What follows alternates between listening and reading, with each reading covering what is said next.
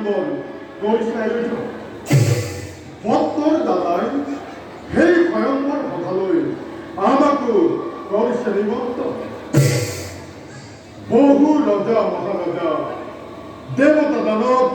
গন্ধৰ্ব কিন্নৰ সকলো উপস্থিত থাকিব সেই স্বয়ম্বর সভা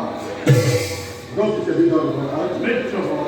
বলক যাওঁ আমি স্বয়ম্বর সভাৰ কাৰণে